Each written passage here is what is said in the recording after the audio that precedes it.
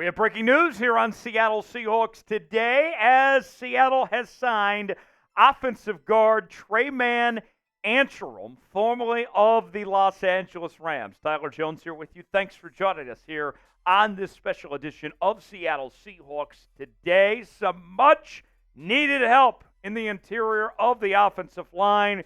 If you don't know much about Tremayne Anchrum, that's okay. That's where we come in to tell you more about him. We'll go over his resume, got plenty of numbers where he fits in with the Seahawks in just a moment. Adam Schefter of ESPN breaking the news moments ago. The Seahawks signed former Rams guard Tremayne Anchrum. And also we got a release from the Seahawks with quotes.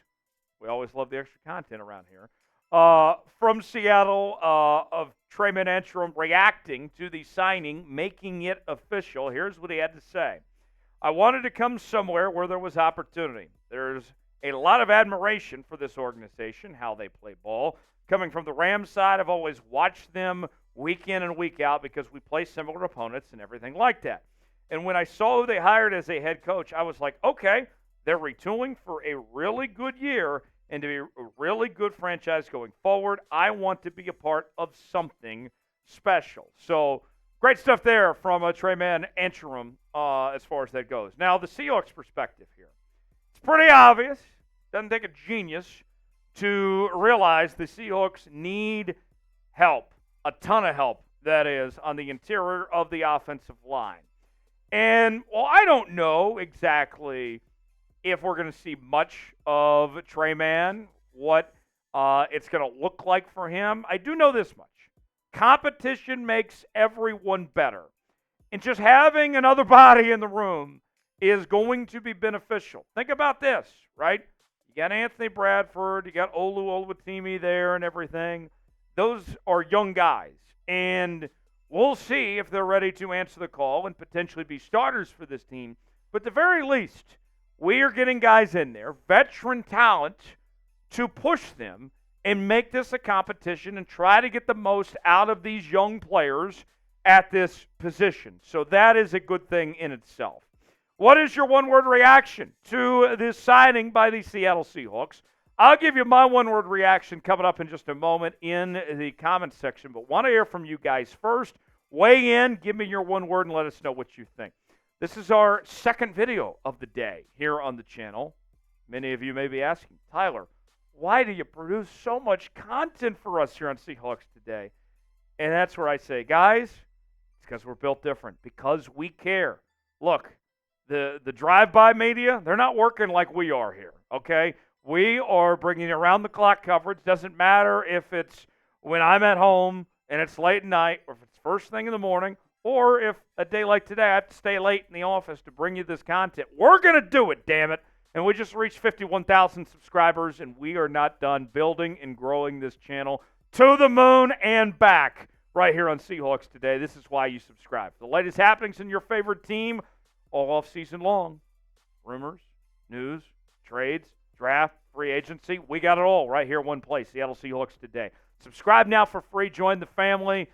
Let's get at least 50 subs off today's video. Why not? Why not us, right? Join the family now. You'll be glad you did. My one-word reaction is needed. It is needed. The Seahawks need all the help they can get for the interior of the offensive line to try to make this thing competitive. Because, let's be honest, not only do the Seahawks have holes to fill at the moment at those positions, but last year, this was one of the weakest, if not the weakest units on the entire roster for the Seattle Seahawks. Here's what you have right now, folks, to kind of put this all in perspective. You had Tremayne. You got Olu Oluwatimi, who didn't see a ton of time on the field last year. Nick Harris, you signed from the Cleveland Browns, and there's a possibility we might not even see him at center. He actually might be playing fullback for Seattle. So TBD on that. We'll wait and see what Ryan Grubb has in mind as far as that goes. And then you got Anthony Bradford. That's it. Now, we expect the Seahawks to draft at this position and get more bodies involved.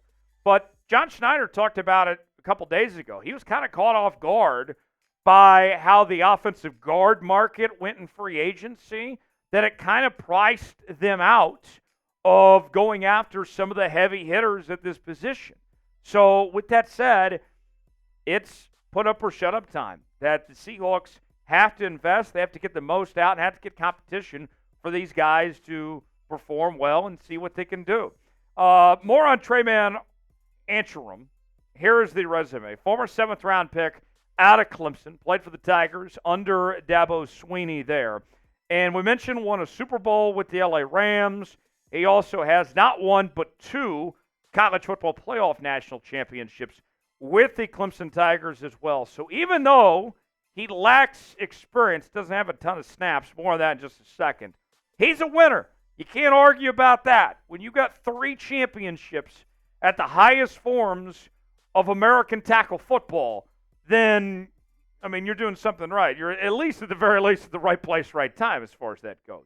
We don't have details on the contract situation just yet, but I would expect a vet minimum deal considering that Anchrum hasn't played 200 snaps in the National Football League. For the Seahawks, who don't have a ton of cap space at the moment, there's nothing wrong with a deal like this of paying the vet minimum to a guy and filling a position of need. I can live with these type of signings every day, if I'm going to be honest.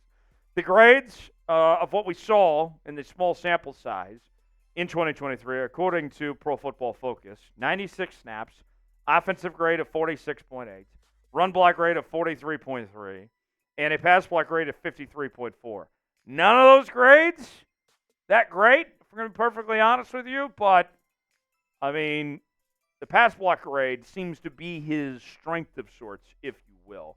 How would you grade the signing? I'll give you my grade in here in just a second, but want to hear from you guys. A, B, C, D, or F. Way in the comment section. Let us know what you think. My grade is a C. Is he that great of a football player? Probably not. But it's a veteran minimum deal. Fills a position of need. This still passes the smell test. I can live with this. I'll give it a C.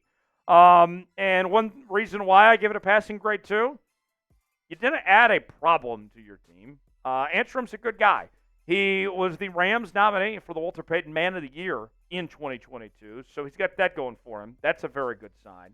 A couple more notes that I want to get to real quick when it comes to Anchrum.